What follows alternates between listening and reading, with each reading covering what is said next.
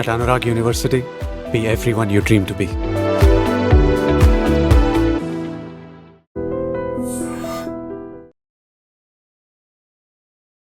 నమస్కారం, welcome to I dream. ధర్మ మార్గం విత్ విజిత కార్యక్రమానికి స్వాగతం.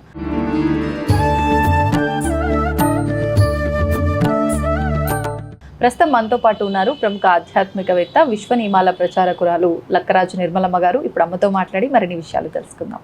నమస్కారం అమ్మా. నమస్తే అమ్మ, వారాహి నవరాత్రులు జూలై 15వ తారీఖు నుంచి ప్రారంభం కాబోతున్నాయి. మరి ఈ వారాహి నవరాత్రులు నాకు తెలిసి అయితే మీ రోజుల్లో చేసి ఉండరేమో, తెలియదు కూడా. ఈ మధ్య కాలంలోనే, నా చిన్నతనంలో కూడా నేను వినలేదు, ఈ మధ్య కాలంలోనే వింటున్నాము. చాలా మంది వారాహి అమ్మవారు కోరికలు తొందరగా నెరవేరుస్తారు అని చెప్పి ఎవరి పాటికి వాళ్ళు ఈ నవరాత్రులు అన్ని కూడా దీక్షగా చేస్తూ ఉన్నారు. అసలు ఎవరు చేయొచ్చు ఈ అమ్మవారి ఆరాధన, ఈ నవరాత్రి విధానం అంతా కూడా అసలు ఎవరు ఆచరించాలి, దాని గురించి? మనకు దశమి రోజు ఉండే తొమ్మిదే తెలుసు మనకు, దేవి నవరాత్రులు అనగా. ఇది కొత్తగా వింటున్నాము. దీన్ని గుప్త నవరాత్రులు అంటారు. గుప్తం అంటే సీక్రెట్ గా ఉండే నవరాత్రులు అని అర్థం. అసలు ఆషాఢ మాసం అంటేనే సీక్రెట్ అంటే ఎందుకు సీక్రెట్, దేనికి సీక్రెట్ అంటే ఏంటంటే, మామూలుగా విష్ణుమూర్తి పడుకొని ఉంటాడు, లక్ష్మీదేవి కూర్చొని ఉంటుంది. కూర్చొని ఉంటే గాలి విశ్వమంతా వ్యాపించి ఉంది, గాలిలో నీటి ఆవిరి ఆమె అంటారు. కానీ ఆషాఢ మాసంలో ఏమవుతుందంటే వర్షాలు పడుతూ ఉంటాయి. అంటే గాలిలో నీటి ఆవిరి కాదు, ఆమె నీరు రూపంలోనే ఈ విశ్వమంతా వ్యాపించి వర్షాలు పడుతూ ఉంటాయి. వర్షం అంటే ఈ అమ్మవారి రూపాలు 3 రూపాలు త్రిగుణాత్మకంగా ఉంటుంది. ఒకటి అమ్మవారు పార్వతి రూపంలో ఉంటుంది, లక్ష్మీ రూపంలో ఉంటుంది, సరస్వతి రూపంలో ఉంటుంది. ఆ నవరాత్రులను మనం ఏం చేస్తాము, శక్తి రూపిణి పార్వతీదేవి రూపాలుగా భావించుకుంటాం. శ్రావణ మాసంలో వచ్చే నోములు వ్రతాలు అన్నీ లక్ష్మీదేవికి సంబంధించింది. ఇక మిగిలింది ఎవరమ్మా? సరస్వతి. ఆ సరస్వతి అనేది ఓపెన్గా ఉండదు, గుప్తంగా ఉంటుంది. అయితే నీవేదో పిహెచ్డి ఎంఫిల్ చదివావు, నా దగ్గరకు వచ్చావు, నేను చూడంగానే నువ్వు ఎంఏ పిహెచ్డి చదివిండ నాకేమైనా తెలుసా? తెలీదు. నువ్వు రాసుకోవాలి ఎంఏ పిహెచ్డి డాక్టర్ను ఇంజనీర్ను అని రాసుకుంటే కానీ ఇంకొకళ్ళకు తెలియదు. అంటే జ్ఞానము అనేది ఓపెన్ ఆఫ్ మౌత్ వల్ల కానీ రాసుకుంటే కానీ తెలియదు. వాళ్ళ పేరు చెప్పగానే కూడా మనం గుర్తుపట్టి వీళ్ళకి ఇంత జ్ఞానం ఉందా అని మనం చెప్పలేము. ఇక్కడికి ఎవరి దగ్గరికి పోతే, నమస్కారం మేడం, మీరు యూట్యూబ్లో వస్తారు. యూట్యూబ్లో వచ్చేది కాదే, నేను ఒక రచయితని నేను చెప్పుకోవాల్సి వస్తుంది కదా. అంటే జ్ఞానము అనేది నిక్షిప్తంగా నిగూఢంగా దాచుకొని ఉంటుంది అని అర్థం అనమాట. అందుకే ఇవి గుప్త నవరాత్రులు. అంటే సరస్వతీదేవి ఇందులో నుంచి ఉద్భవిస్తుంది, సరస్వతి శక్తి ఉద్భవిస్తుంది అని అర్థం. నాన్న, సరస్వతి ఎట్లా ఉద్భవిస్తుంది సైన్స్ పరంగా, అదే విశ్వ నియమాల్లో రాసినటువంటి విశ్వరహస్యాలు. ఏంటి రహస్యాలు ఉన్నాయి ఇక్కడ అంటే, ఏంటి రహస్యాలు? సరస్వతి అంటే ఏంటి, జ్ఞానం అంటే ఏంటో. ఏంటమ్మా అంటే ఏముంది, ఇప్పుడు ఆషాఢంలో వర్షాలు పడతాయి. వర్షాలు పడ్డప్పుడు భూమిలో వేసిన విత్తనాలు ఏవైతే, అసలు మీకు తెలుసా, బియ్యం నాటుతారు కదా, వరి నాట్లు, వాటికి ఎన్ని రోజులు నీళ్లు పోస్తారో తెలుసా? నీళ్ళల్లోనే ఉంటుంది ఆ చెట్టు. నీరు చాలా ఎక్కువైతే గాని ఆ వరి పంట పండదు. ఆ బియ్యానికి 1కి 2 నీళ్లు పోస్తాం మనం. బియ్యం 1 గ్లాసు బియ్యానికి 2 గ్లాసులు 2.5 పోస్తే గాని అన్నం పొడి పొడిగా మంచిగా కాదు. అంటే ఏంటి, అంత నీరును తీసుకొని ఆ విత్తనం తయారైంది. అది గుప్తంగా. అంటే ఏంది, భూమిలో వేసిన విత్తనము చిగురించడానికి, అది అంటే మొక్కగా మారడానికి భూమిలో ఒక ప్రకృతి సిద్ధంగా ఒక ప్రక్రియ జరుగుతుంది. అది సీక్రెట్గా జరిగే ప్రక్రియనే కదా, మనకు కనిపించదు.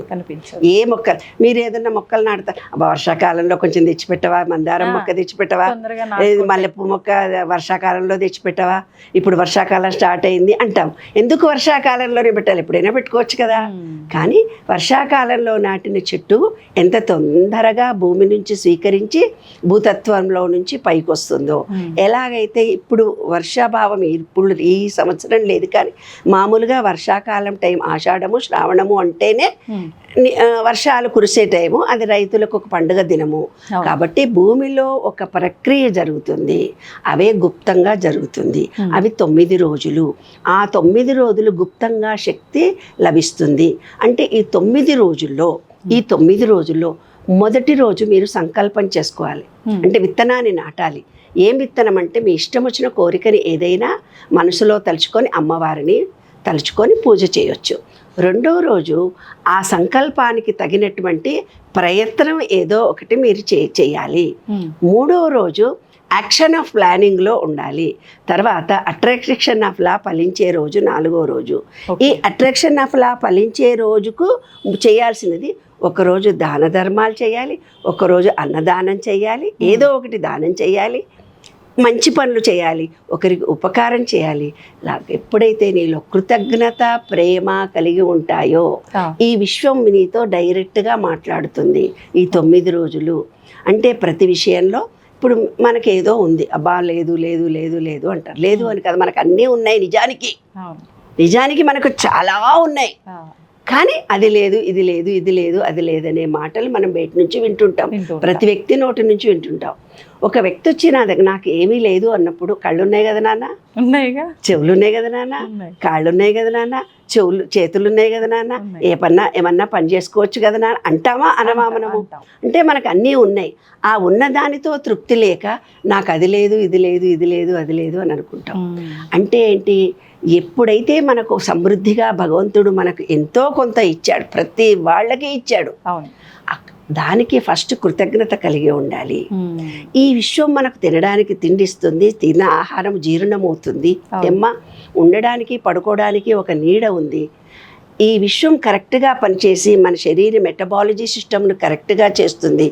దానికి ఒక కృతజ్ఞత కలిగి ఉండాలి, ప్రేమ కలిగి ఉండాలి.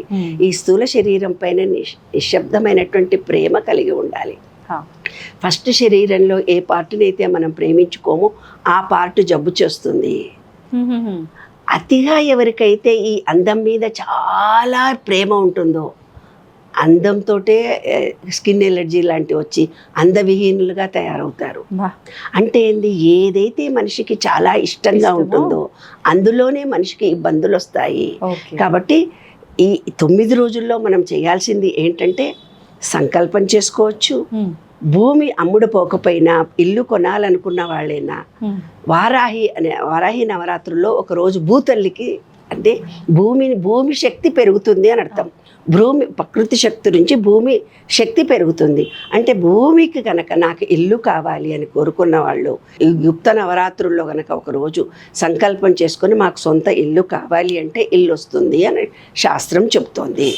తర్వాత మనం ఏవైతే మంచి పనులు చెప్పి కృతజ్ఞత ప్రేమను విశ్వంలో మనం ఇచ్చామో, తప్పనిసరిగా మనం అనుకున్నటువంటి ఇల్లు కానీ భూమి కానీ అమ్ముడు పోవాలి అనుకున్నప్పుడు అమ్మున పోయి దానివల్ల మనకు డబ్బు కూడా వస్తుంది.